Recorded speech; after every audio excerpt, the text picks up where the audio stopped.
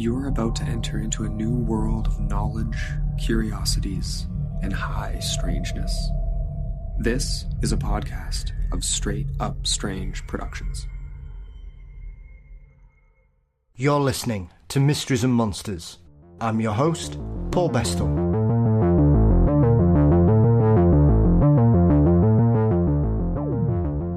It's a very warm welcome for our friend John Russell as we dive into some of the wonderful stories he's covered in his new book, The Cansack Ghost.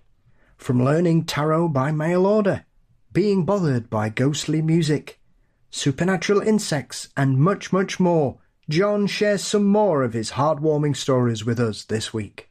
But before that, of course, don't forget you can support Mysteries and Monsters by signing up at patreon.com/mysteriesandmonsters.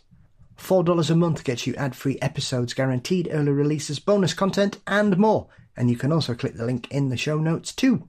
Thank you as always to each and every one of you for your generous and kind contributions. They are always appreciated. Mysteries and Monsters is across most social media networks. Please subscribe to the Mysteries and Monsters channel on YouTube. You can also find us at mysteriesandmonsters.com for news, episodes and links.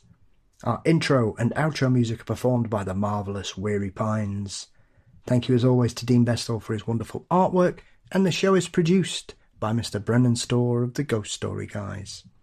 John Russell awaits us with another collection of heartwarming supernatural stories.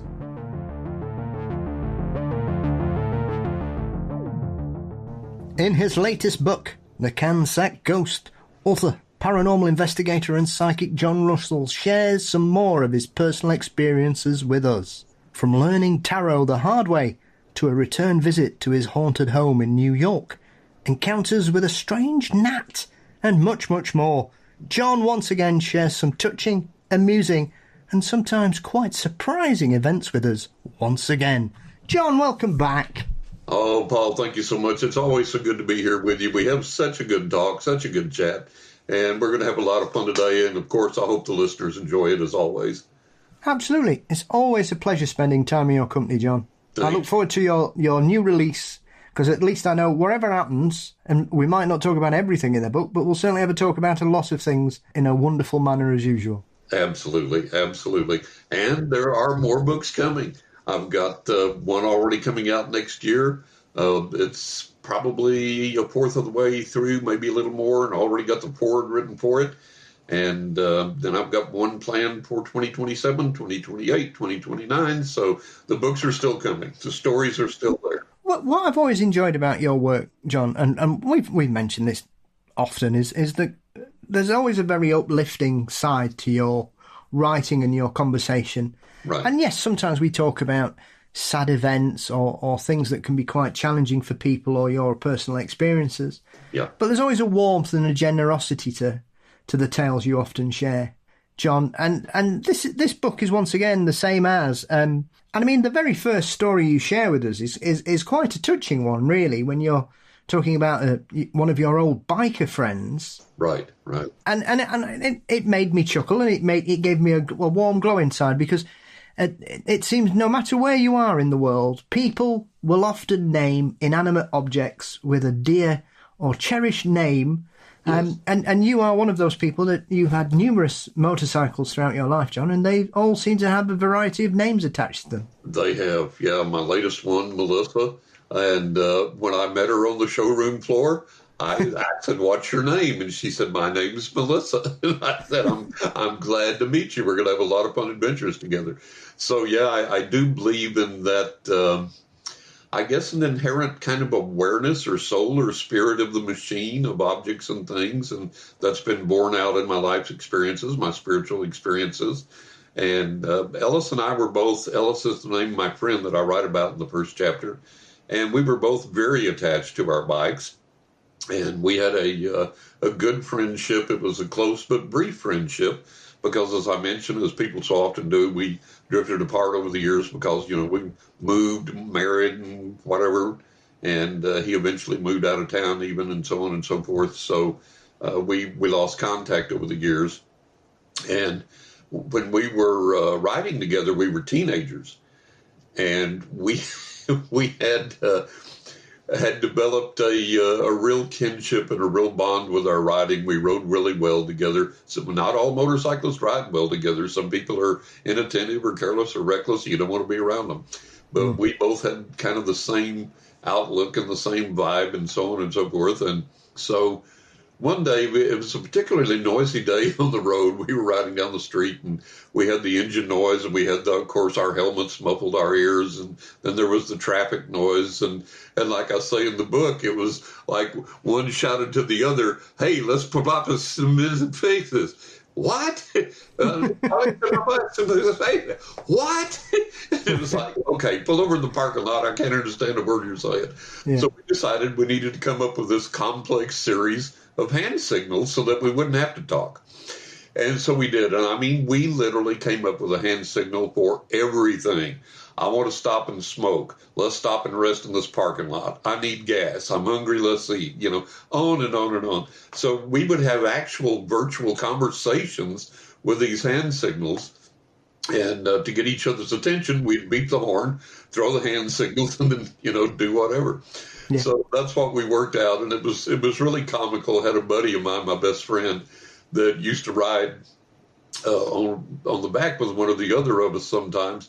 And he would just get gobsmacked. He would think that was the funniest thing in the world because we'd be throwing all these hand signals. He's like, "How did you guys even come up with this? And how do you remember what you're saying, what you're doing?" So it was really funny. And so then after, like I say, after we grew up and grew apart, when I was living here in Florida, I said, "Wonder what happened to Ellis. I wonder if I can find him online." And I did. I found his obituary, which saddened me greatly. And so I read his obituary, and I said a prayer for him, and I talked to him, just sitting there in my office in my home. And I said, "Ellis, I said, our friendship meant a lot." And I was asking him, I said, "Remember the hand signals we used to throw and all the things we used to do?" And so I said, "Ellis, I'm going to go out right now, and I'm going to take a memorial ride in your honor." So I got my bike out of the garage and was warming it up, and when you're on a motorcycle, you know the quirks of the machine, and you know when that machine is absolutely, totally purring like a kitten, completely warmed up and ready to go. And Melissa was, but I just sat there on her a little bit, just thinking about Ellis and kind of honoring his memory. And so she was just running as smooth as ever, just purring like a kitten, sitting there at idle. And so I remembered, there was something in the garage I wanted to take on the ride. And so I got off Melissa to go in the garage and get the item. And when I got into the garage, she stopped as abruptly as if somebody had turned the key off. And indeed, she made the same sound that she makes when the ignition key is turned off. There's a peculiar sound that she makes when the ignition key is turned off. And she made that sound. And I jumped around. I looked, and it was like, what in the world? And it was like, Ellis. "Hey, Ellis, how you doing, bud?" Because he knew that coming to visit me and turning the bike off that way would get my attention, let me know that he was there, because I've been thinking of him, talking to him, praying for him and everything. So I talked to him a little bit, fired the bike back up, and said, "I'm going to throw some hand signals to the heavens in your honor today," and then rode on. So, yeah, I've had several biker friends on the other side come back and let me know that they were there. One of the interesting ones, and I write about all these in my books, there was one that, when this guy crossed over, he communicated instantly and prolifically and with a wide variety of people, not only family but friends. And he would communicate through text messages and phone calls, not with a direct message, but he would, all of a sudden on a person's phone, there would appear an old text message by him again, coming in again. Yeah. And phones would ring and it would show him, but nothing obviously was there, and so on and so forth. And we had that experience. We had bought new cell phones, and we had, our old cell phones were decommissioned. You could use them for 911 calls, but you couldn't call out, you couldn't call in, you couldn't text or anything. And for some reason, we hadn't turned them off. We just kept them live, and mine was sitting on the glass table by the sofa. And my wife and I were in there eating dinner. We just finished eating dinner, and we were talking about this guy. His name was Vic, and we were talking about Vic, and all of a sudden we heard this odd buzzing and clattering and rattling, and we were looked at each other and said, "What in God's name is that?" And it was coming from the living room, so I got up, went there and looked, and that phone that couldn't receive a text, couldn't receive a call, was activated and vibrating all over the glass coffee table, just moving around like crazy, just vibrating like crazy. And I picked it up and opened it up, and of course nothing was there. And I said, "Oh, that's Vic. That's Vic talking to us, letting us know that he's there." Because, like I say, it was impossible for that phone to receive either a call or a text. And another buddy of mine had received a communication from him, and several people did. And this buddy of mine one day, he said, "Hey," he said, I'm going to go look at this guy's bike for him, and you want to ride along, and then after that we'll go out to the tavern and have a beer. I said, "Yeah, okay." So I rode along with him. So on the way out to the tavern, one of the things that struck me was Vic, the guy that was deceased that communicated with us. He had all these pins on his vest. You know, bikers like pins and put them on their vest. And I did that for a while, and I'd be going down the road, my vest would be flapping, the pin would fly off, and there goes $10. And I'm like, forget this. You know, I'm not doing this crap no more. So Vic had like probably 100 pins on this vest of his. And he would fly down the road with us at high speed, and none of the pins ever came off, even though his vest flapped like crazy. And I asked him one time, I said, "Vic, how do you keep the pins on your vest?" And he gave me this trademark grin of his, and he said, "I super glue the backs on them." I was like, "Oh, okay, that makes sense." So this buddy of mine and I, we were riding, and I looked at him, his vest is flapping, and none of his pins are flying off. And I'm like, how does everybody else get away with this but me? So we get to the tavern, get to the bar, park our bikes, and we park side by side, and we dismount. Bikes are on the side stand. We're just sitting there on the seats and just talking a little bit. Before we go in, we start talking about Vic. And all of a sudden, from inside this guy's vest, the backs of the pins start flying out like popcorn, and like flying 3, 4, 5, some of them almost 10 feet. And it looks like popcorn coming out of his vest. And he's like, "What in God's name is going on?" I said, "I know exactly what's going on. It's Vic. And he's communicating with us in a way that he knows that we will get and understand that that's him." And he's like, "That's the craziest damn thing I've ever seen." And so he goes and he gets all the pins up off the parking lot asphalt and puts them back on. And we went inside, got a beer, came back out and sat at the table, started talking about various things Vic had done. Then we just started talking about bikes in general and things. And as we sit there and the conversation turned to Vic again, all these pins start flying out from the inside of his vest. They don't pop off the front of his vest. They start flying out from the inside of his vest. The back coming off and just flying out like popcorn. And he's like, "What in the world?" I said, "I tell you, Vic's communicating with us, man. He's just letting us know that he's here." So we had that. You know, I had that experience from Ellis, had that experience from Vic. And there's another biker friend that communicated from the other side. But one of the really neat things about Vic, his wife told us this story, was that when they were going to another memorial service or something in his honor, they looked up and there was a heart in the sky made out of a cloud, like a regular open heart, you know, like you could draw on with a pen and paper. There was a heart there that followed them along in the car in the cloud for a while, and then as it got dark, they noticed they had a couple of buddies that were in front of them. They were in a car. They had a couple of buddies that were riding on motorcycles. There was only 2 guys in front of them, and by then it had gotten dark, and they would see their buddies' taillights at them. They were close to them, and they'd see their taillights in the darkness and everything, make out their silhouettes on the bike, and all of a sudden, out of the blue, there's a third taillight, a motorcycle taillight there with the other 2 riding along. And they're like, "This is impossible." You know, the guy didn't turn off a side street, didn't come from anywhere. They're just watching the guys ahead of them ride. And all of a sudden, this third motorcycle's there, this third taillight's there. And they watched it a little bit and then it vanished. And so it was Vic literally like coming back in the flesh. And I was out, I went to, there was a place I always went to, a bike night.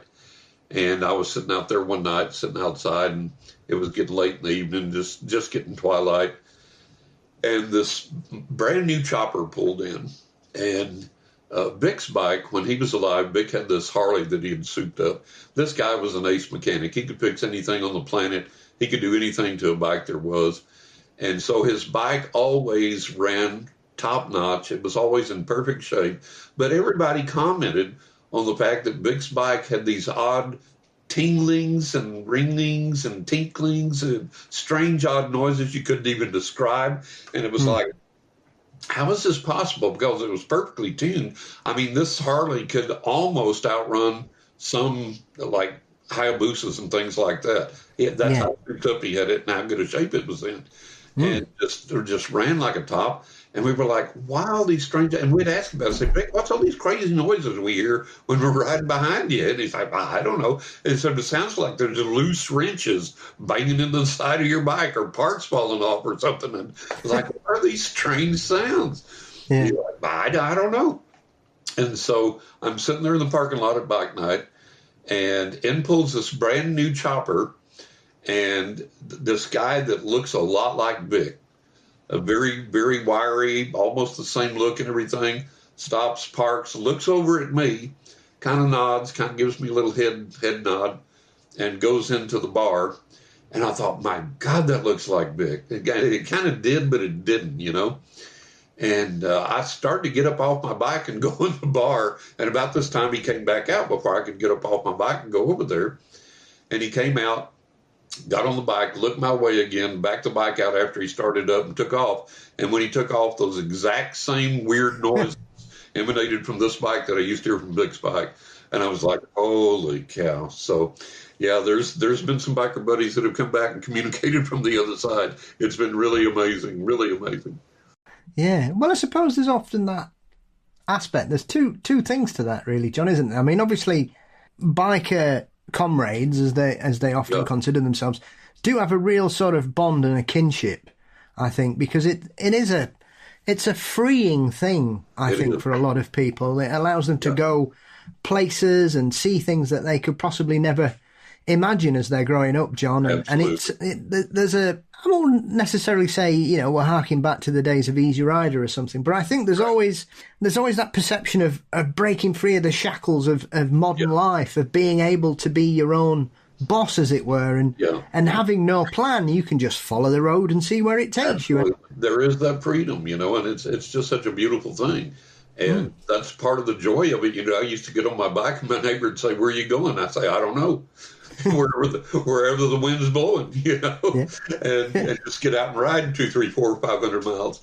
And it is very freeing. If you haven't had a bike, you haven't had that experience, you don't understand how much freedom there is there. And it really is free. And bikers do have this camaraderie, and, you know, we'll always stop and help each other. If somebody's broke down on the side of the road, we'll stop and help motorists in their cars or whatever. Bikers are probably one of the biggest charitable givers that there are. You know, bikers really open up their wallets when it comes time to give, and charities and things. So there is that camaraderie there, and there's that special bond with the machine. I mean, there's just a thing with a motorcycle that you don't get with a car. I mean, I've had cars I loved. I had a 57 Chevy Bel Air hot rod, and it was a wonderful machine, but the bonds I've had with my motorcycles have been unlike anything else. You just don't get that bond or that feeling with any other thing. But I suppose if anything, it kind of leads into the fact that because you've got that kinship, that connection, often when someone passes and you're close to them, John, some people miss the little signs because they're looking for the big sign. Right, that someone's coming back to say something. Yep. And, you know, and we've talked about this previously. And sometimes it's the little nuances. Yes. As you were talking about your friend Vic and his badges and his clanky bike for no reason. Right. They're the type of things that you prescribe straight away to a individual. Yeah. Rather than, you know, as you say, sometimes you could see a heart in the sky. It could be anybody, it could mean a lot of things to a lot of people, but when you've got that kind of thing going on, as well as like a mystery tail light appearing, and then as if it's escorting you along and saying, yeah, thanks for what you're doing here. Right. It gives it a bit more power, and I think sometimes people miss the little things that mean more. Yeah. Because they're wanting, I don't know, a full body apparition to arrive and tell them that they love them. Yeah. And it, very seldom do we get, well, I can't say that for me because I get a lot of big things in my life. Most people. But most people don't get those big things. And it's true. And that's why I wrote in the story about my paranormal gnat, my supernatural gnat, that you have to learn to look for and appreciate those small things and not count them small and not denigrate them, and realize that in the scheme of things, they're every bit as powerful as that big thing that you're hoping for, and they can be a really comforting and powerful message on a more regular basis, for most people, I think, than the large things can. And talking about the supernatural now, we'll talk about that if you want to. That was it was really a big, huge spiritual lesson for me. This is when I was, my parents had died, my sister had moved out, I was living in the old family home by myself, and I was sitting there at the dining table one day, and this gnat was buzzing around me. And I looked at it, and I actually spoke to it. I actually talked to it, and I said, little gnat, I said, you don't represent any threat to me. There's no disease that you carry that I'm going to get. You're not going to bite me. You're not going to sting me. You're not really a nuisance. I said, look, live out your life here. Enjoy your life. I'm not going to squish you. You make yourself at home here. You be happy. And, you're welcome here for as long as you want to be. And so from then on, this gnat began to appear. And he would appear, I'd be watching TV. I'd look over on my side table, which was a white plastic side table, so anything was clearly visible there. And I'd look over, there'd be nothing there, and I'd move back a few seconds later, and the gnat would be sitting there. And I'd talk to it, and then it would fly off, and as it would fly off, it would disappear. And I was like, okay, now I'm getting it. This is not a physical phenomenon. This is a supernatural phenomenon. So this gnat would appear in every area of the house. Then it started to appear in my car with me. And then it would appear in stores that I was at.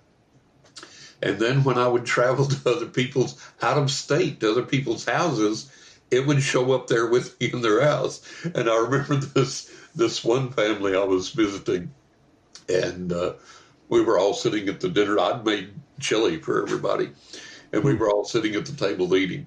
And this girl, his brother, was like swatting in front of his face all the time and going, what in the world? What in the world is this? And everybody was like, what are you doing? He said, what is it with this gnat? He said, we have never had gnats in this house, ever, not ever before. Now there's this gnat buzzing around my face all the time. And I looked at his sister, we just kind of grinned, just kind of kept quiet, and okay, whatever. But this gnat went with me everywhere I go. Went to New York with me when I moved to New York. And moved to Florida. When we moved to Florida, other people have seen it, and it's still with me today. And so for me, it's been kind of like this little friend that always tags along that just kind of says, hey, just a reminder, we're keeping a watch on you. I'm here for you. When times are rough, just remember, just remember I'm here, and count on those small things. So we do have to be careful what we count small or what we denigrate, or because that over the course of my life, just having that little gnat around, seeing that little gnat sometimes has been very cheerful, very comforting, and meant a great deal to me because it's been so consistent, and everywhere I've gone, it's gone. And again, other people have seen it. A few people have tried to squish it, and they couldn't because when they lifted their hands, there was nothing there. So I know it's supernatural, and it's had a great meaning to me over the years.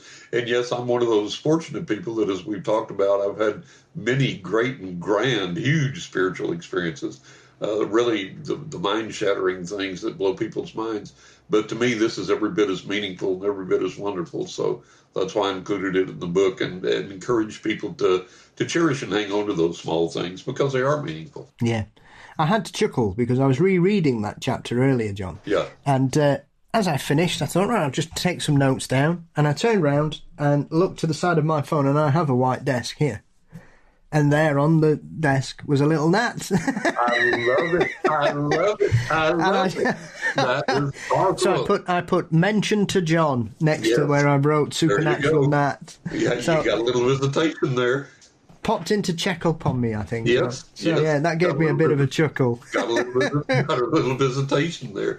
So, and those type of things, when they happen to us, if we cherish them and open up to them and value them, they can open the door to larger experiences, to greater experiences. So, don't ever count anything small. It's like, some of the greatest experiences I've had were things that other people would say, oh, well, there's not much to that, or, well, big deal or whatever. But to me, it meant a great deal. And any sign that you get from the other side that something or someone is watching over you or communicating with you or cares about you, man, that's great. That's fantastic. It lets us know we're not alone. It lets us know we're remembered. It lets us know we're watched over. So, like I say, every time that little gnat comes around, I'm thankful. I love it. Hey, buddy, I appreciate you hanging in all these years. He's like a little teeny tiny guardian angel. But yeah. Well, it's such a pleasant and yet quite strange thing, isn't it? Because, like you say, there are. Yeah, people see insects all the time, but if you start going somewhere and seeing, like where I live here, right, we don't get them at all. Primarily, possibly we've got 5 cats, and anything flying about doesn't last very long inside. Oh yeah, absolutely, yeah.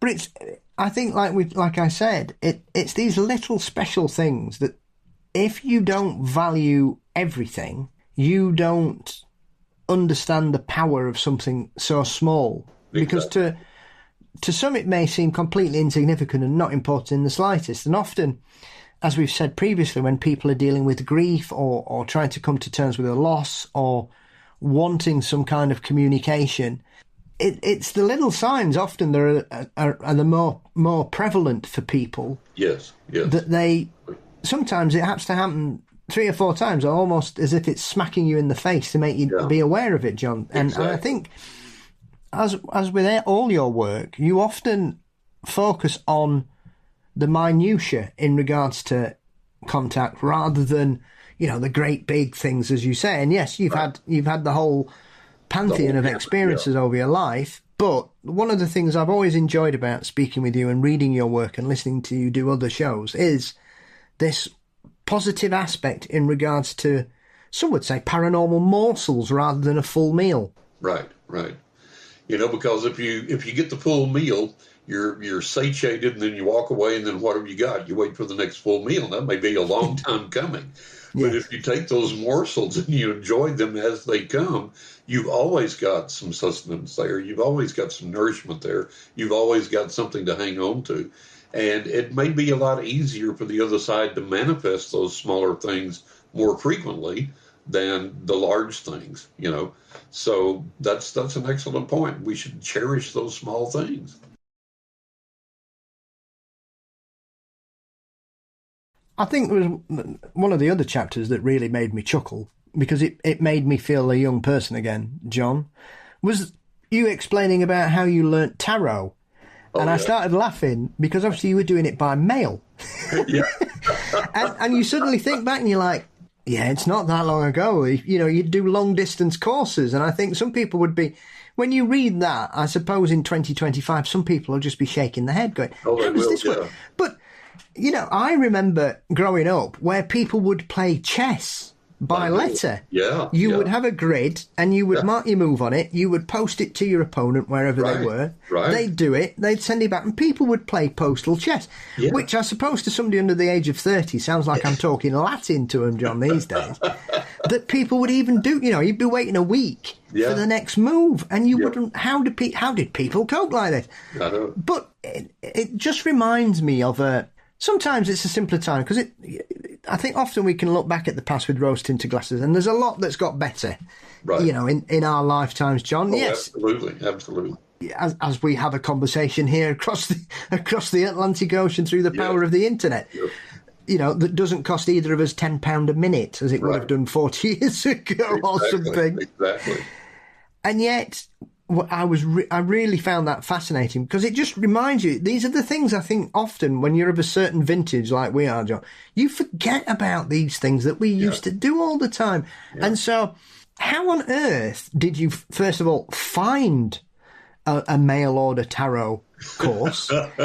And how long did it take? Because obviously, I suppose, as I'm explaining, we've got listeners of all ages from I think the youngest person I've ever met's 9 who listens to this show. And I know we've got some people older than ourselves who listen. Right. So mail order tarot, John, how on earth did it come about? Mail order tarot. That came about, I was reading some paranormal magazine, and there was an ad in there for this tarot course, and they promised some unique insights, which they did deliver on, and they promised some unique ways of interpreting the cards. And they offered the degree then, if you successfully completed the course, they offered the degree of Certified Tarot Master. And of course, nobody masters anything. You learn your entire life. You never master anything. But I said, well, that would be a cool thing to try and do. And I love tarot, and I really wanted to go as in-depth with it as I could. And so this looked like a good course. So I think there was a coupon in the magazine you clipped and filled out and sent your money in for the course or whatever.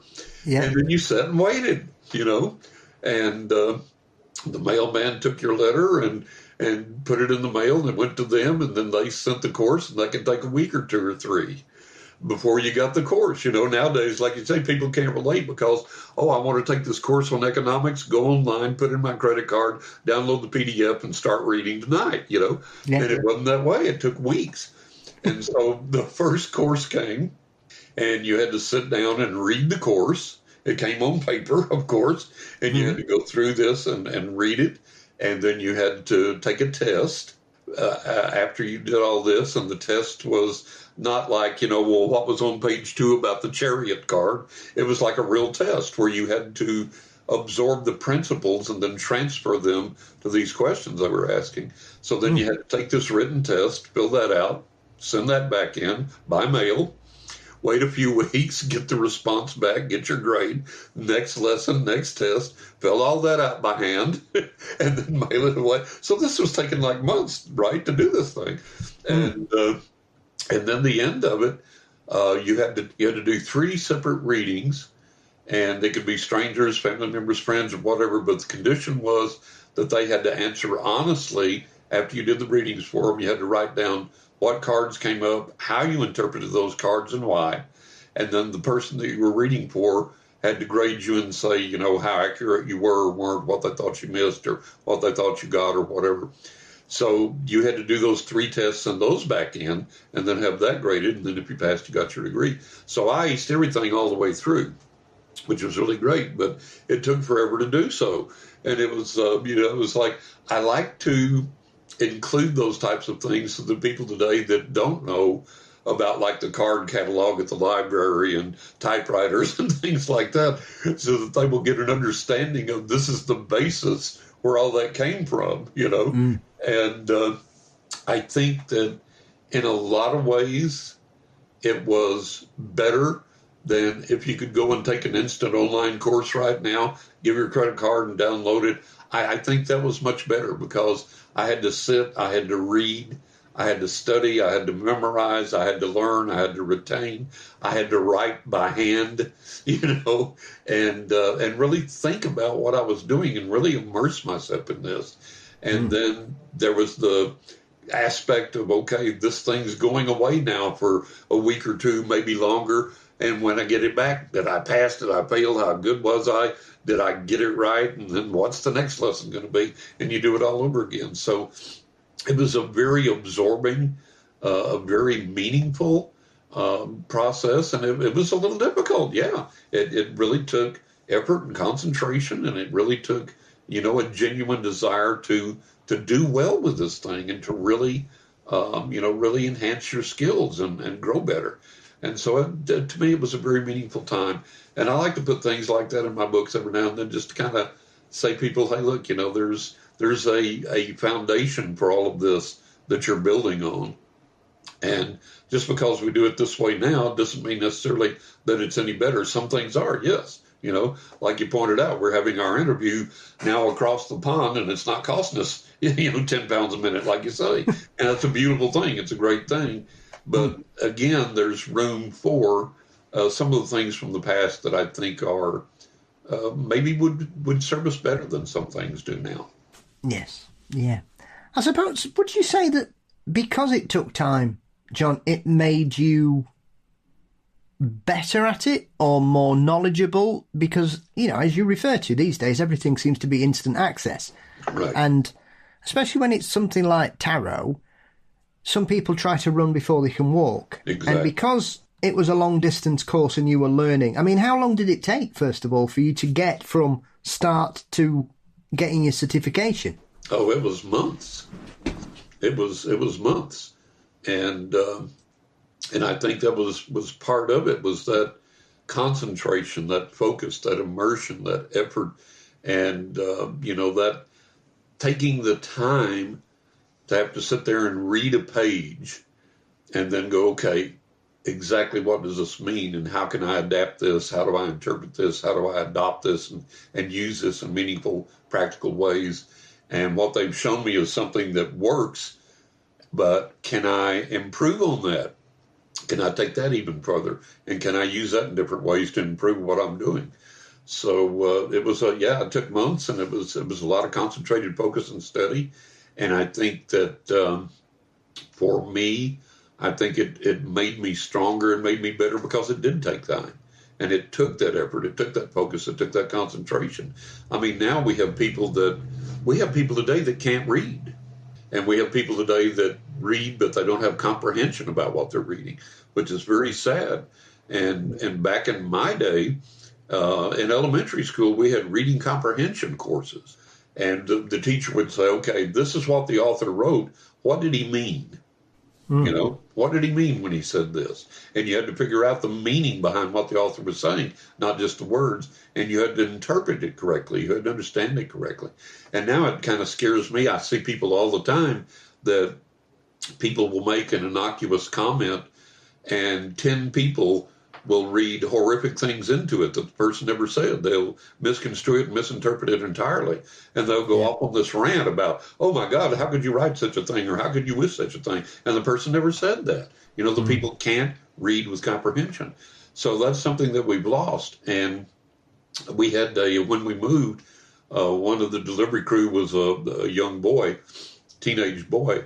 And he came up to me with a box and he said, you got to read this and tell me where it goes. And I said, what? He said, I can't read cursive. And we had written in the boxes on cursive, about the laundry room or whatever. And he says, what does this say? Where does this go? I can't read cursive. I was like, oh my God. So a lot of the advancement in technology and things that we have is great if we don't lose that foundation. Because if you lose that foundation, you lose a big chunk of life. And then, if the internet goes down, your tablet goes down, your cell phone's out of a charge or whatever, there's always the paper book.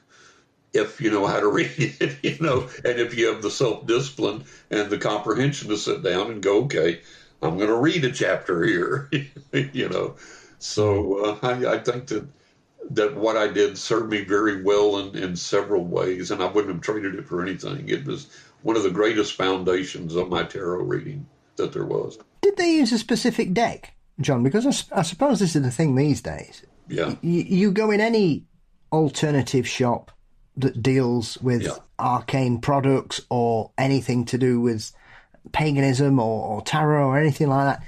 I mean, I love them. I do too. Because I just think some of them are so beautifully crafted. They are. And I'm very proud of myself that I have not succumbed, John, to buying one. Because I know if I start, I won't stop. Oh, I've got 100 decks.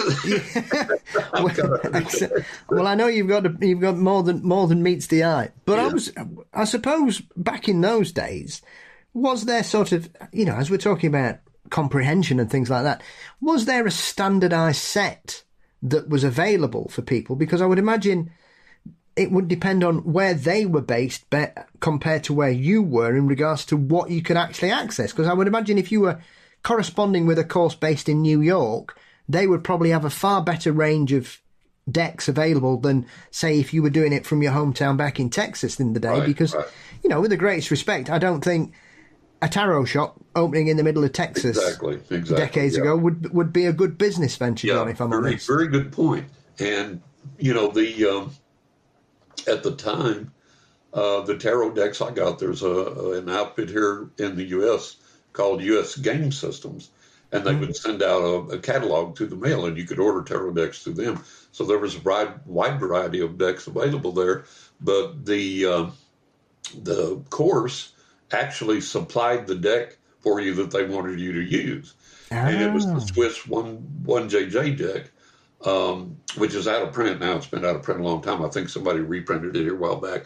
But that was the deck. And the reason they chose that deck, a lot of the decks, like the Rider-Waite and variations of the Rider-Waite, they have explicit imagery that makes it easy to interpret the book meaning of that card and to kind of expound on it and go from there. The Swiss 1JJ has nothing. It's got the major arcana cards are just pretty standard, not a lot of artwork, not a lot of background, and then the minor arcana cards are like without any background or without any imagery. So if you have like the One of Wands come up or the One of Cups come up, you just get a picture of a cup. That's it. There's no background. There's no enhancement. There's just a picture of a cup, and that's it. And the reason they sent this highly minimalist deck out was they didn't want you relying on visual cues. They wanted you to connect with it from an intuitive and psychic perspective and say, okay, I'll take the lessons that I've learned about this card and what this card can mean in certain circumstances and in certain placements in the reading, where it falls, where it doesn't, and so on and so forth, and learn to do that just from that image alone and nothing else. And so that was what made it so powerful was, that deck had no clues, no way to cheat. I mean, the One of Cups comes up, there's a cup. That's it. Well, what do you do with this? What does it mean? And so you have to intuit within the context of the spread and the person you're reading for and the surrounding cards and everything. You have to come up with the appropriate meaning for that card. And I think that was genius on their part to do that. I mean, obviously that kind of led into some other amusing anecdotes in regards to you doing tarot readings. And I have to say, the one that really made me laugh, because there's quite a few where you've put people back in their box, shall we say, John? Right. Was the guy, well, I presume it was a gentleman, who consulted you about his marriage. And you said, no, I'm terribly sorry, this is going to fail. And he was fine with you on the phone, and everything seemed okay. Yeah. And then you discovered that he was really annoyed about that because he'd just been going round psychics asking them about it. Yeah. And you were the only one that told him no. The truth. Everybody else was going, yes, it's fine. Oh, it's all going to be wonderful, happy. You'll spend the rest of your life happily ever after, so on and so forth. Yeah. And then within a few weeks, divorce. They rang you and said he was really annoyed about this because you were the only one. And just to let you know, his partner's filed for divorce. Yeah. And we shouldn't laugh, John, because it's not a nice thing.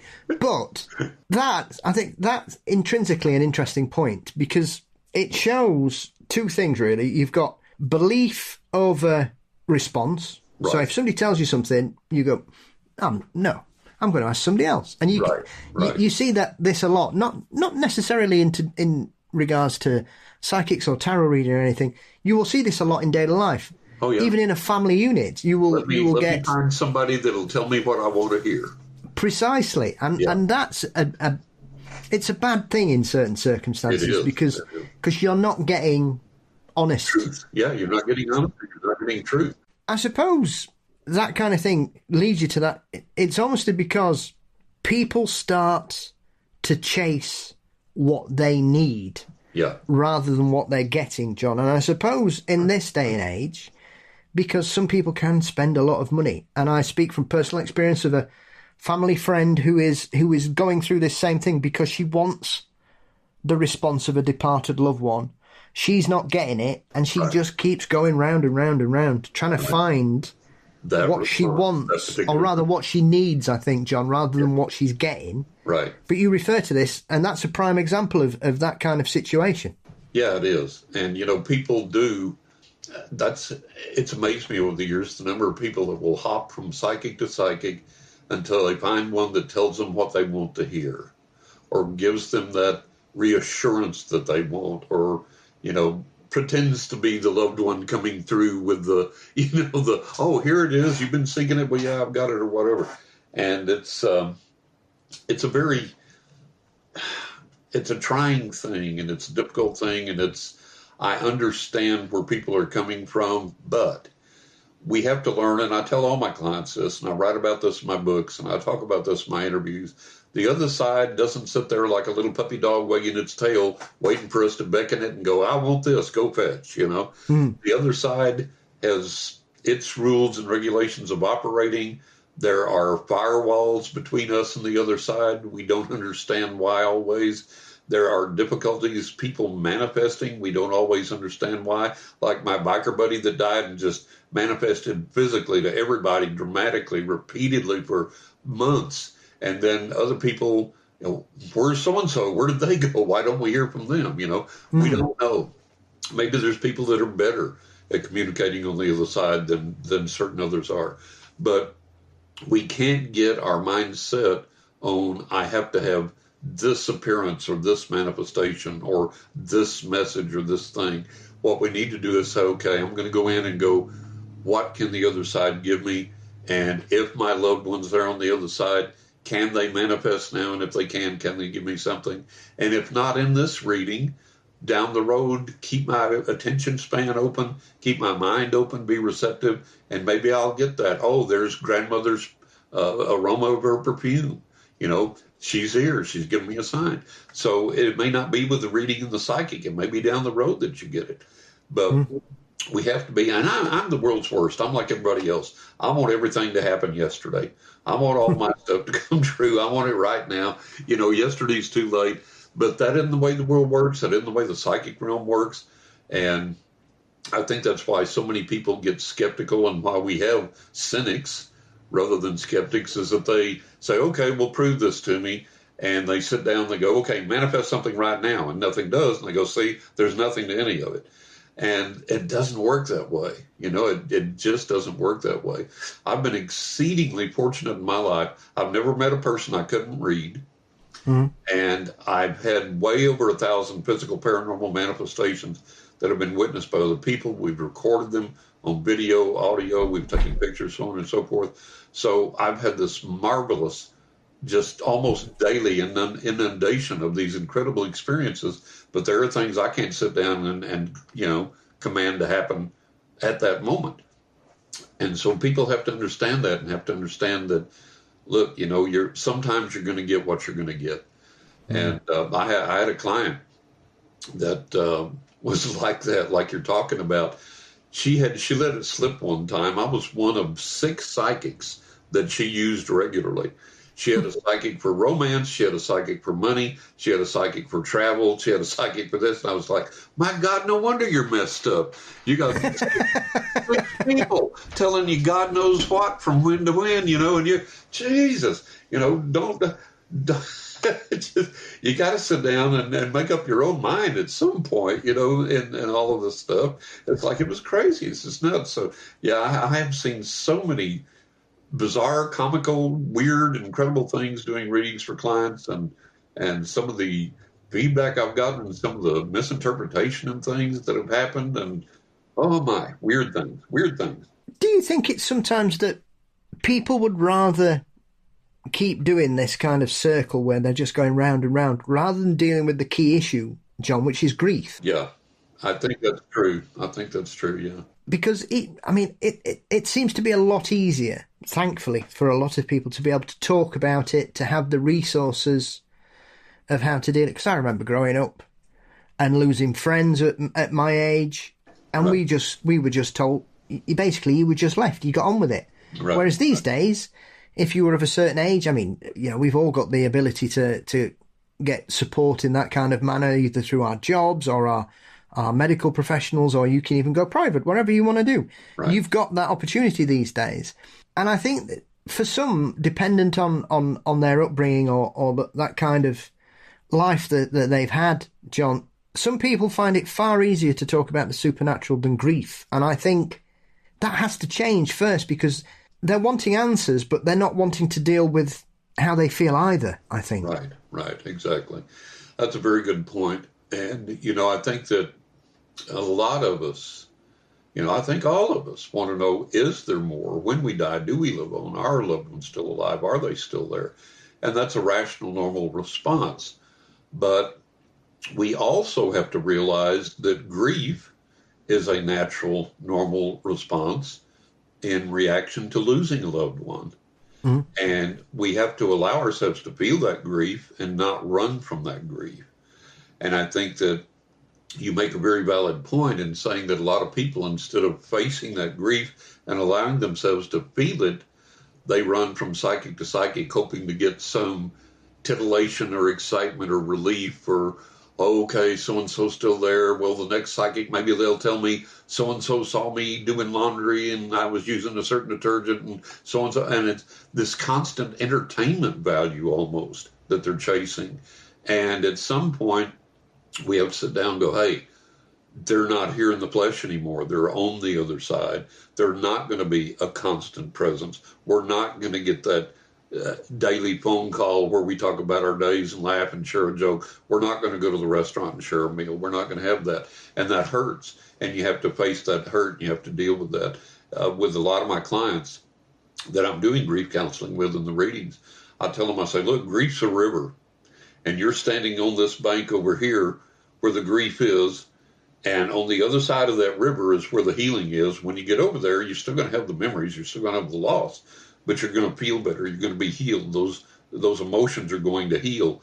And the only way over there is through that river. You got to wade through that river. You got to wade through that river of grief. And you got to feel those emotions. You got to experience that. And you got to cry, and you got to feel the rage, and you got to do everything else. And then when you get to the other side of that river and come out the other side on the other bank over there, then this is going to be resolved to a greater degree can you imagine. But too many people get halfway out in the middle of the river and stop, and they become professional grievers, and they become really good at crying at the drop of a hat, and they become good at, well, I can't go to bed this week. I just got to lay in bed and cover my head.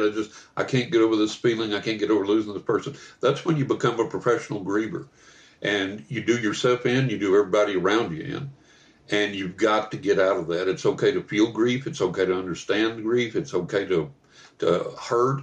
But you can't stop in the middle of the river and live your life that way. You're going to drown in the river. And so I tell people, I say, you've got to find some way across that river. Everybody grieves in their own time, in their own way. They find their own way, but you got to find your way to that other bank. You got to find your way to that other side. And the people I've lost, I've faced that grief. I've cried the tears. I've let it hurt me. But I've realized that I had to move on, that I had to get to that other side with it, that I had to keep moving forward. And do I miss them still? Yes. Does it hurt me still? Yeah, but it doesn't drown me. It's not an albatross around my neck. It doesn't constrain my life, and it doesn't control my life. And that's where we have to get to. That's the point we have to get to. And every now and then, everybody does get a bone. I remember I was one of my best riding buddies, motorcycle riding buddy. He had died, and I was just, I was crestfallen. I was just beat up. And I waited for a long time to try and have any communication with him on the other side, because I believe, let people adjust, let them get over there, let them deal with, oh, wow. My physical body's dead, my spirit lives on, here I am, holy cow, here's Aunt Jane and Mom and Dad and blah, blah, blah. So, I waited like 2 or 3 weeks or so, and I was sitting there in my living room, and our kids had come over, and my wife and the kids took the little dog out for a walk. So I was sitting by myself there in the living room on the couch, and I just felt overwhelmed with grief. And I had my recorder with me. I do a lot of EVP sometimes by spurts and spells. So I had my recorder with me, and I turned my recorder on, and the guy's name, the nickname I'd given him was Werewolf. And I said, Werewolf, I said, God, I can't stand it. I miss you, man. Are you there, buddy? Just say something to me. and I got quiet, and I let it record for a little bit, and I stopped it, and I played it back, and I heard, "Hi, John." And that was just like, holy cow, how awesome, how awesome. And I played it for his daughter, and she goes, "Oh, my God, that's my dad's voice." I said, "Yep, he's letting us know he's there." So we do get that bone every now and then. But I didn't then sit there the next day and get the recorder again and go, "Hey, Werewolf, are you there? Can you talk to me again? Hey, what's going on? Are you there? Are you there?" I didn't do that because there's no point. I'm here. He's there. He communicated. He let me know he remembered me, that he's okay.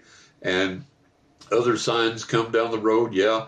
But you don't just sit there and dwell on it. You don't just focus on it. You have to learn to let it go because, hey, they're living in another dimension than we are, and we still have to live in this dimension. We still got to fix the flat tire. We still got to call the electrician. We still got to eat breakfast. We still got to go to work. We still got to exercise. We got to do all these things. So, there is that dichotomy between worlds there that we have to recognize and we have to respect.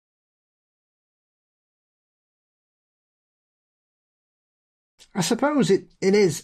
I think as well that the media, when they talk about this kind of situation as well, especially when it comes to the paranormal, that they seem to show this constant sort of need for communication, John. I mean, White Noise is probably the best example of it in a film that I can think of, a Michael Keaton movie. Yeah. Because essentially that is exactly that kind of situation, that he's desperate for communication from the other side from the loss of his loved one. Right. But it becomes everything. He seems to, he loses focus.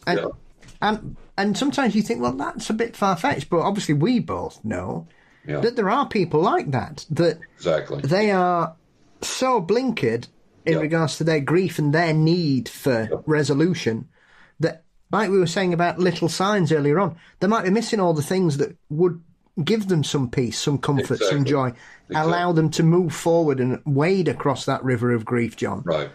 But because they're so focused on the media sort of confirmation of real proof of what they need, they focus on the big picture and miss everything that's happening around them. Miss everything else, and they get so obsessed with it. The focus becomes so strong that it takes over their life and it doesn't leave room for anything else. And we're multi-layered people. Look, I love what I do. I love reading for clients. I love paranormal investigations. I love experiencing the paranormal. I love writing about it. But I play guitar. I'm a photographer. I'm an artist. I will sit outside and stare at the sky and don't think about anything for hours at a time. I love watching TV. I love listening to music. We're multi-dimensional, multi-layered creatures, and we have to nourish all those other layers. And so we have to take care of all of those things and not become so focused on something. And I'm probably able to focus more on the psychic dimension, the paranormal world, than other people are, but I still have my distractions because that's how I recharge. That's how I stay stable. That's how I stay healthy. And that's how I remind myself, hey, as marvelous as this is, and as evidential as it is in helping us learn that there are these other dimensions, other beings, our loved ones live on, so on and so forth, that's still just a part of this world. And we still have to live in this world, still have to do these other things. So it's something that we have to remind ourselves, hey, go take a painting class, go watch a movie, go out with friends to eat, go to the library and get some books and read. That's all part of this experience and this situation. And when you become too obsessed, too focused with anything, then that better be a huge, gigantic payoff for you. Because like Bobby Fischer in chess consumed Bobby Fischer's life. That was all he had. That was all he did. But he did bowl. He did swim. He did exercise. But the absolute overwhelming obsession in his life, and I've watched movies on him. I've read his biographies written about him, and his overwhelming obsession was chess. Well, for him, that was the payoff because he was the world champion. He was the absolute best. He made big money. He got fame and fortune. So the payoff for him was worth that investment and worth that obsession. And what we have to ask ourselves is, when we have that big of an obsession in something, what is my payoff? Am I going to psychic after psychic after psychic after psychic, paying hundreds of dollars, maybe thousands of dollars, trying to get a word from Uncle Ed, not getting a darn thing? I'm wasting my time, effort, money, energy, and everything else. So If your obsession is paying off, wonderful. But if it's not, you need to look at that honestly and say, hey, this is just not working. This is just not worth the sacrifice, the money, the time, and the effort I'm putting in. And again, most people, you can learn to do this for yourself. Get my third book, 20 Ways to Increase Your Psychic Abilities. You buy the book one time, it's yours for life. You don't have to buy anything else. And you learn all these techniques that will help you to achieve these things. So, but realize, again, even doing that, everybody has a degree of psychic ability that they're going to rise to, and then they're going to plateau. So do what you can. Don't be frustrated if you can't do more. Be happy with what you've got. Yeah. And again, like the gnat, that little bit may at some point be the key turning point for someone's life that, me or John Edward or some other whatever couldn't resolve or be there for you or talk to you or whatever. But this one little thing might come and go, holy cow, there's a turning point. That's what I need. So, that's what we need to look at. Yeah. I would suspect the US government were very pleased Bobby Fischer was obsessed with chess, because I think he would have been a real counterculture problem for them if he didn't have chess to keep him occupied, because he loved chess, but he really liked upsetting authorities as well. He's a fascinating man. Oh, fascinating character. And that was the big thing. The U.S. beat the Russians. Bobby Fischer was the first guy to beat the Russians, And there's an example of obsession that pays, because the Russians had those chess camps and the chess training schools and started these kids when they were young, and they had this system of study and attack and all these things, and it worked. They were the world chess champions. And Fischer was like, nah, I'm going to go take this. And he did.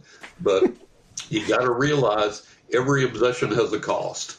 Every obsession has a cost. I read in his biographies that he would go to bed at night. He would be in school with a book in front of him and with a chess book behind it. And the teacher would be like, grab it away and go, you're going to get an F for this and that. I don't care.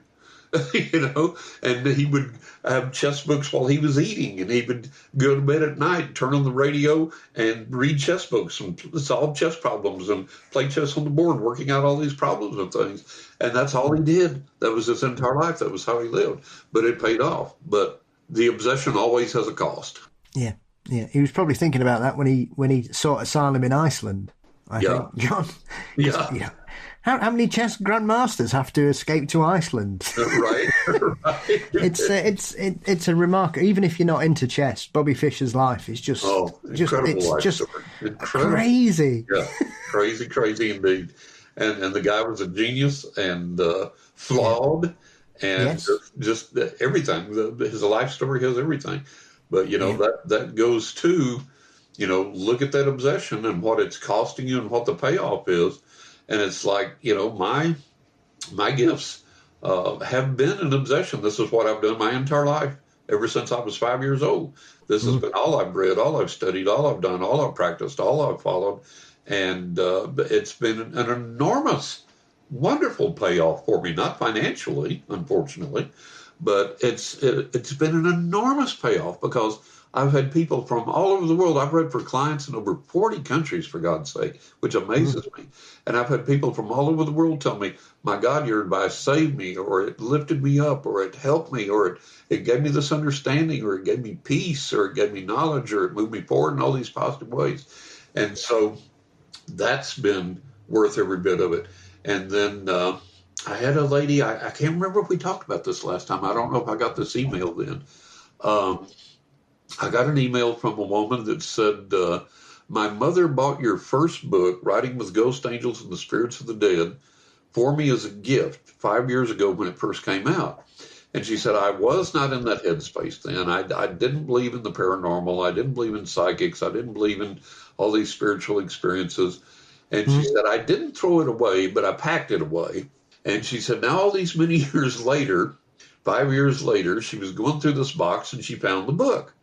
And she said, I was in a different headspace and I was more receptive and more open. And she said, well, it's kind of neat that I run across this now. Maybe I'll give this a go now.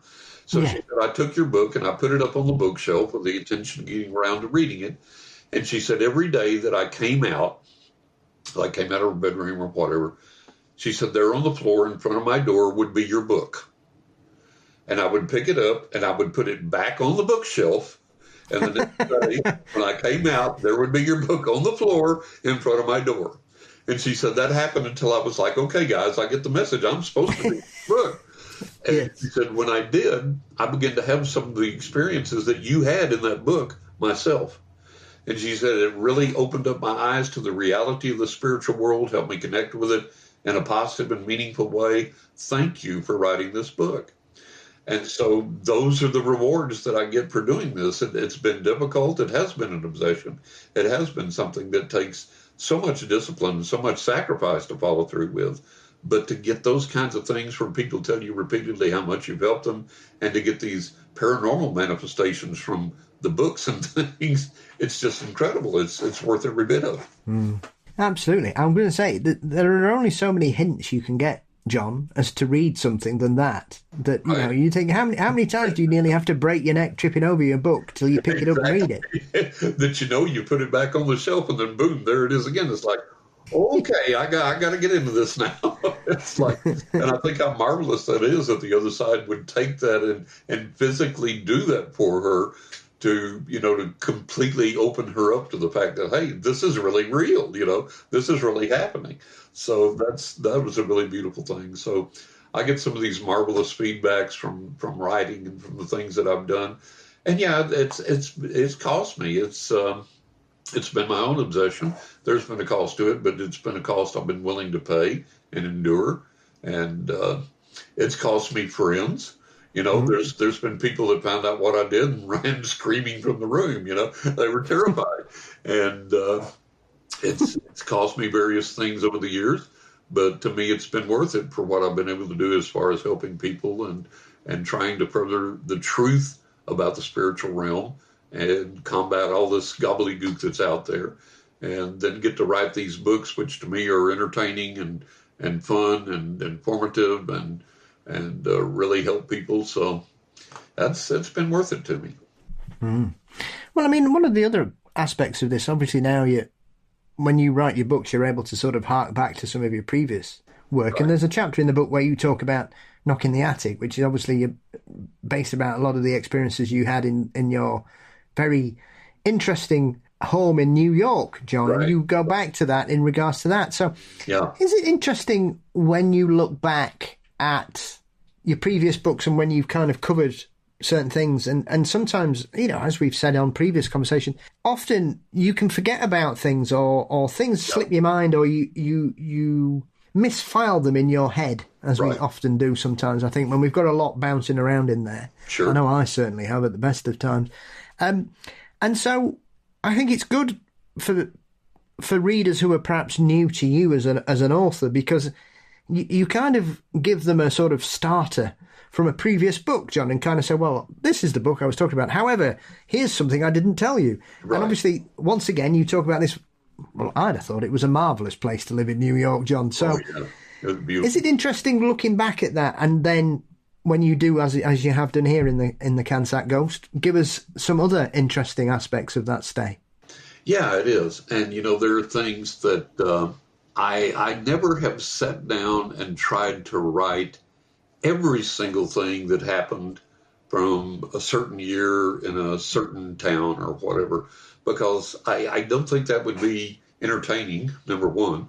And for another thing, there's variety there in all of my books. And that's what most of the readers have liked. They said, you know, I picked this up and, man, there's a story about a dead cat coming back in the flesh to visit. And then the next chapter, there's a UFO. And then in the next chapter, there's a haunted Halloween candy bowl, you know, doing things. And so you get this variety. And I like that because life is variety.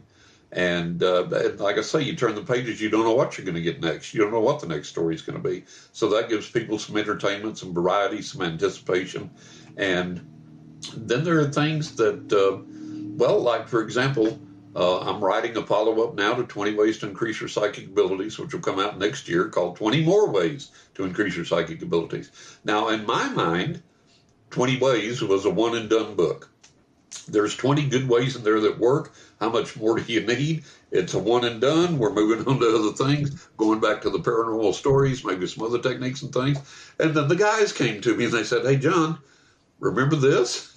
What about this technique? Wouldn't people like to be able to use this? And I was like, oh, geez, yeah. So there's 20 more ways, brand new ways, all completely different, all completely wonderful things that you can take and integrate in your life. So there are things that the other side brings to me. There are things that come from my memory about, oh, yeah. And then in this other new book I'm writing, a lot of times I write books simultaneously. And I'm doing that now. And the other book of true paranormal experiences that will come out in 2027 then is glowing orbs, ghostly movies, and mysterious frogs. and more true paranormal experiences.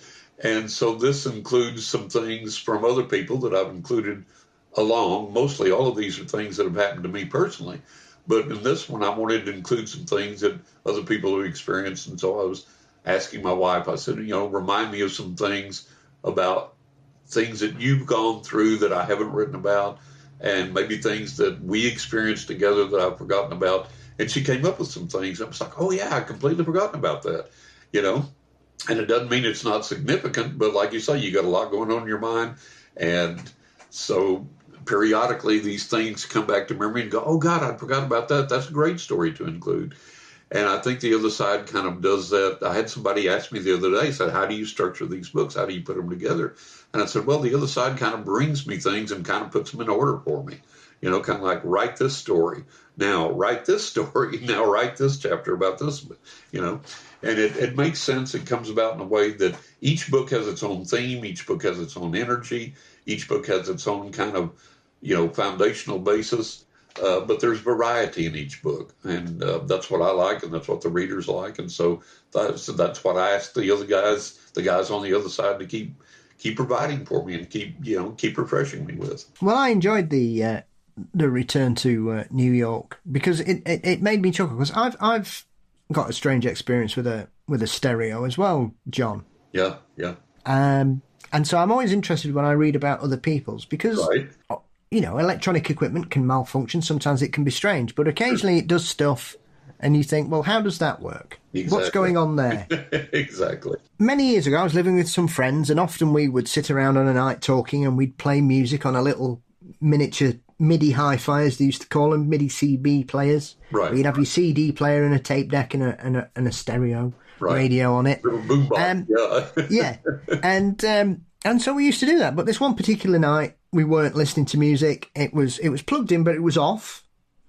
And we were playing on the PlayStation. We were just having some fun between us. Right. And then all of a sudden, it came on full whack with the CD in, and it started on track 10. Oh, wow. And we were like, right, this is a bit peculiar. Yeah. So we were like, all looked at each other, and then, went, ooh, right, turn it off. But as we went to turn it off, it just stopped. And then we realised that it wasn't on. Oh, wow. And so we were like, wow. right. Yeah. Now, is that just a surge of electricity? So despite my interest in this subject and my understanding of this, and we had some weird things going on in this house as well. Oh, sure, yeah. We had something strange lurking at the top of the stairs that would often nudge people. Right. And you have to have a whips around, because we all ended up falling on our backsides down the stairs more than once, John. Right. And one of those, like, how has this happened? Because we'd had a really big landing. It wasn't like you were squeezing onto the top step. You just go. Right. Like a bobsleigh, off. And so we thought, right, let's try and repeat this. Let's see if it was a power surge. So we turned it on, and as you turned it on, nothing happened unless you pressed on the stereo. Right. So I pressed on the stereo, nothing happened. So then you had to press play on the CD player. Right. And it started at track 1. Yep. So I thought, right. So we turned it off, turned it back on again. Same. Nothing happened straight away. Right. You had to power it up, play. And we did it, I don't know, a dozen times. Right. And it never happened. Sure. And every time we got the CD to start, it would only start at track 1. Whether we'd skip it to number 10, pause it, turn it off, turn it back on, power it back up, it would always go back to number one and start from there. Exactly. And that just fascinated me because the song wasn't particularly poignant. It wasn't a song about communication or anything. It was a pretty generic, it wasn't even a single, John. It was an album track. Maybe a good B-side on a bad day, perhaps. Right. But it struck us all because one person there completely disproves anything, just doesn't like anything paranormal. Right. Yes, he understands strange things, but even he was gobsmacked by this because whatever we did, we could not get it to do it again. Never did it again. Right. And it had never done it before. Yep. But this one particular time at 11 o'clock at night, it just decided to turn itself off and play its favourite song, which was number 10 for some reason. Yeah. That was a communication with you. Somebody was communicating with you. And, a bit of power surge, your PlayStation would have been affected and other things would have been affected, Precisely. So, but that was definitely communication. And like you say, the fact that it never occurred again, like when Ellis turned off my motorcycle. I've had that bike for all these years now, almost 114,000 miles. The bike's like 20 years old now. And all the years previous and all the years since, that has never, ever happened, ever. Not a single time. Only that one time when I was talking with Ellis. So we have to understand that these communications happen. And at some point, if we just become receptive, become open to that, and not challenge it with too much skepticism, that's what leads to the doors opening up and leading to us getting more, having more, and experiencing more.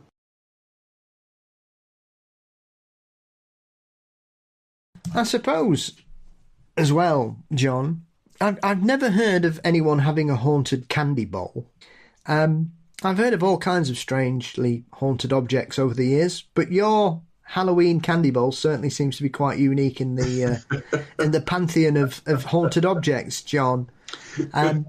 Was this just a good way to keep candy for yourself, sir? Well, it could have been. We had this candy bowl. It was in the shape. It was a big orange bowl made like a jack-o'-lantern, big size, good size.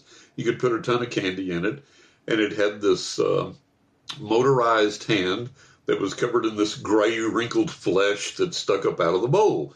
And it was motion activated. So if you reached in the bowl for candy, the hand would bend over and grab you with its fingers and say either trick or treat or happy Halloween or whatever, right? Yeah. So my wife and I saw this at the store and said, oh my God, we got to have this. We got to have this. So we took it home and we had it. We usually left it with the motion sensor on. Well, it got to the point that it would go off whether anything was near it or not. And it would go off like repeatedly, just a hand going down over and over and over, trick or treat, happy Halloween, trick or treat, happy Halloween, just constantly. So we knew that something was affecting it because we had so many things in the house affected, cameras, stereos, other things. So we knew the bowl was haunted, which made it all the more delightful. And we had cats. We had 3 cats at the time. And we weren't rich by any stretch of the imagination. We were maybe a little well off, but we had a few bucks, and we decided, well, we're going to take a small amount and talk to an investment banker, see if we can start a small portfolio and invest a little bit of money. So we had, a few $1,000, whatever. And we called this. I knew a guy that was working with this firm, and he talked to this guy, one of the senior guys. So he worked up a proposal and investment strategy, and he came out to our house, right? Yeah. And this guy, he was the stereotypical investment type guy, portfolio strategist, whatever. He was tall, he was dark, he was handsome, he was well built. He had on this exquisitely tailored suit, come in with his, his leather briefcase and things and all this. So pure professionalism. Mm-hmm. So we all sit down at the dining room table, which was close to the haunted Halloween bowl. And this one cat, Sophie, she fell in love with this guy. She jumped up on the table where he was sitting, and she would gently, slowly reach up and put her paw on his face and caress it and just stare at him. And we were like, Sophie, get down. We're sorry, get down.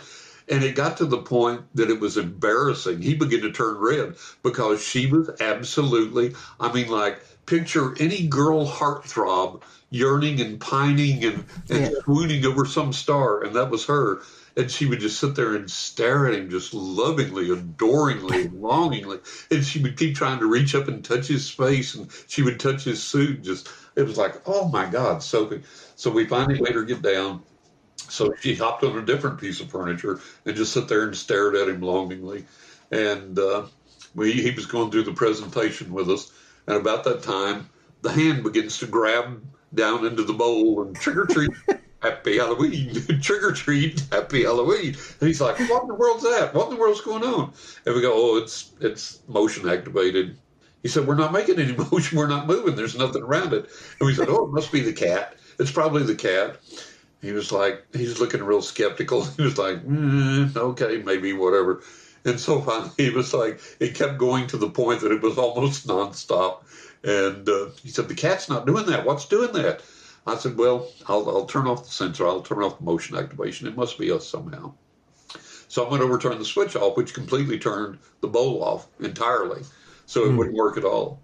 And then it kept working after the switch was turned off, and the hand kept grabbing it, trick or treat, happy Halloween, trick or treat, happy. And he was like, this guy couldn't even focus, he couldn't even concentrate. So my wife told me, she said, John, take the bowl out of the room, put it somewhere else. So I put it in some other part of the house, and you can still hear it periodically going off. And he was like, what in God's name? So that was our haunted Halloween bowl. And it may have been warning us against the investment because, like I say, we didn't have much to put in, but we lost most of what we put in and wound up telling the company to send us a check back for the rest before we lost it, too. So maybe the bowl knew something we didn't. This is like, don't invest that money. Yeah, trick or treat indeed, John. Trick or treat indeed, yeah. We got the trick and not the treat, so...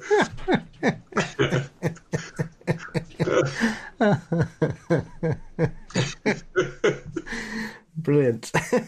It's not bad enough dealing with a cat that's fallen in love with you. You've obviously got a message from the other side trying to warn you. See, well, there you are, Johnny. See, you didn't listen. Yeah, exactly right. Exactly right. And we couldn't figure it out at the time. We just thought, well, we had so many communications there and so many manifestations. It was like, well, okay, this is part and parcel. Maybe they're just trying to freak this guy out or get through to him or whatever. But yeah, it was a hoot. It was a real blast. Oh, well, as you mentioned, John, before I let you leave, my friend, you've mentioned you've got a couple of books coming up. So obviously, the sequel to 20 Ways to Improve Your Psychic Abilities is going to be the next release we can expect from you then. Yeah, that's going to be coming out next year. And then the year after, the Glowing Orbs, Ghostly Movies, and Strange Frogs, or whatever it is, Fantastic Frogs. And that's going to be, there's some stories in there that, I have this one story. I'll give everybody a preview now. One of the most phenomenal things I've ever heard. It was just really, really fantastic. A friend of mine had lost her father, and her and her mother had... they had taken a lot of photographs and they had taken a lot of home movies. And back then, there were no cell phones or anything like that. You took home movies on 8mm film and played them on a projector. So they had this one film of her father out in the yard barbecuing. And he was standing at the grill barbecuing, and they kept telling him, look at the camera, Dad, look at the camera. And he'd grin, shake his head no. And he wouldn't look at the camera. He just looked down at the grill and keep barbecuing until finally they got tired of harassing him and panned off, so after her dad died, her and her mom would drag out these movies and watch them as, that's the only memory they've got of him and so on and so forth. So she said, John, we're sitting there watching that movie. And we get to the part where my dad's standing at the barbecue grill, and we're sitting there talking about, remember we used to tell him, Dad, look at the camera, look at the camera, and he wouldn't look up. And she said, as we're watching the movie, in the projection, in the movie, as we're watching it, he looks up, turns his head towards the camera, towards us, smiles, and waves. And we're like, oh, my God. And they stop the film and they rewind it, replay it, and it plays like normal where he doesn't look up. And they said they had played it 1 million times before. They played it 1 million times after, and only that one time he looks up from the grill, looks toward the camera, smiles and waves. and then goes back to his grilling. And that was the only time it ever occurred. And I thought, think of the marvelous gift from the other side that is, to be able to project that and to give them that experience. So that's included in one of the upcoming books that will be coming out in 2027 then, as well as a lot more of my experiences still and some other people's experiences. Absolutely. I suppose that was extremely powerful as well, John. Like you say, they've watched it a million times. Yeah. They watched it a million times after.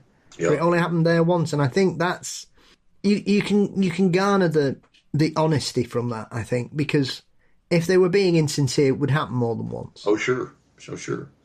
And they were just gobsmacked. They were just like confounded. It's like, oh my God, it's like it just can't be. It's just incredible. So I thought, wow, what a gift. So yeah, that'll be coming out in 2027.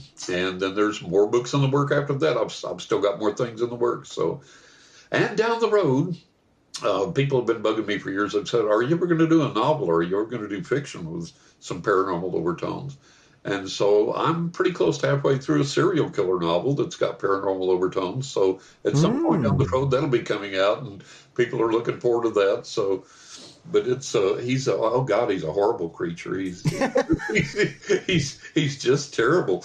And I remember when I got the idea for the novel, J.K. Rowling said she was sitting, I think, in the subway or on the bus or something, and said Harry Potter just dropped in her head full blown, and she knew, all about him and his history and his family and the whole storyline and everything else, and just started writing it. And every writer dreams of that, because I struggle like most writers do with research and writing and rewriting and editing my books and struggling to do this. And I told my wife that. I said, oh God, if I would just get that someday, that just boom, this whole story would drop in my head. Well, it did. I got up one day, and here comes this serial killer. I knew his name, and his name's weird. It's Polish, and it's a strange name, and I knew his name, and I knew his background, and I knew his family history, and I knew what he did and why, and I knew how he operated and all these things. And then this paranormal component came in with it, and it was all there, and all I had to do was just write it down. I was like, oh, wow. But the guy is just horribly repulsive. He's just evil incarnate, and he loves it. He loves being evil. And it's just really wild. So down the road, that'll get there. But, I feel like I've got my obligation to my paranormal books first. So it eventually will get there. And then there's still more things in the works. So lots of fun. Brilliant. Well, as always, John, thank you as always. Where can everybody follow you online and get a copy of this book and your previous work, my friend? Now, if they'll go to johnrussellauthor.com, there's endorsements for my books there. There's links to buy, so on and so forth. And if you're in the UK, you can go to UK Amazon, and all my books are available there. Now, if you order them in paperback, you'll have to wait a while, obviously, but you can get them in Kindle and download them instantly and read them instantly. So all 5 of my books are still in print. All 5 are available at Amazon UK, and readers can get them there right away. Fabulous. Well, as always, my friend, I shall put links in the show notes for everybody to track you down and keep up to date with everything. And as always, thank you for a wonderful, pleasant, positive and amusing conversation as usual, John, and I look forward to the next time we speak, my friend. You take care. Me too, Paul. Thank you so much.